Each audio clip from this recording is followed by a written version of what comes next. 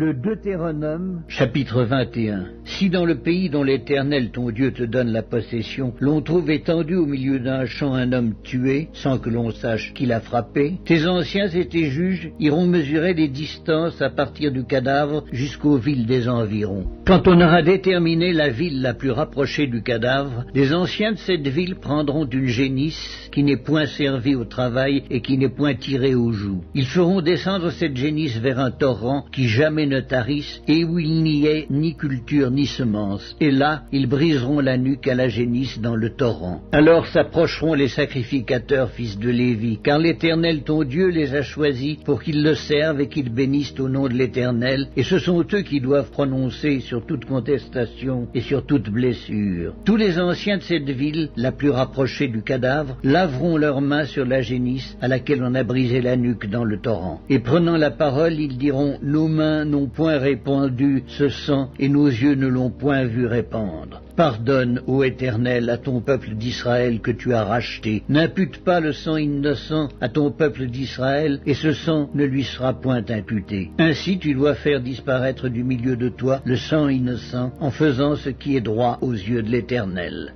Lorsque tu iras à la guerre contre tes ennemis, si l'Éternel les livre entre tes mains et que tu leur fasses des prisonniers, peut-être verras-tu parmi les captives une femme belle de figure, et auras-tu le désir de la prendre pour femme. Alors tu l'amèneras dans l'intérieur de ta maison. Elle se rasera la tête et se fera les ongles. Elle quittera les vêtements qu'elle portait quand elle a été prise. Elle demeurera dans ta maison, et elle pleurera son père et sa mère pendant 1 mois. Après cela, tu iras vers elle, tu l'auras en ta possession, et elle sera ta femme.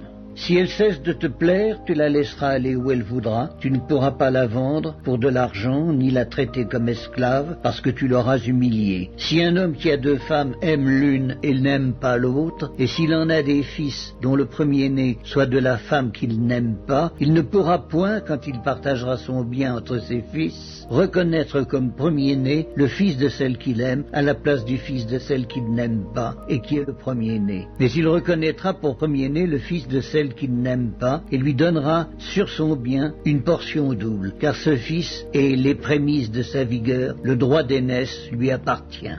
Si un homme a un fils indocile et rebelle, n'écoutant ni la voix de son père, ni la voix de sa mère, et ne leur obéissant pas même après qu'ils l'ont châtié, le père et la mère le prendront et le mèneront vers les anciens de sa ville et à la porte du lieu qu'il habite. Ils diront aux anciens de sa ville: voici notre fils, qui est indocile et rebelle, qui n'écoute pas notre voix, et qui se livre à des excès et à l'ivrognerie. Et tous les hommes de sa ville le lapideront, et il mourra. Tu ôteras ainsi le mal du milieu de toi, afin que tout Israël entende et craigne.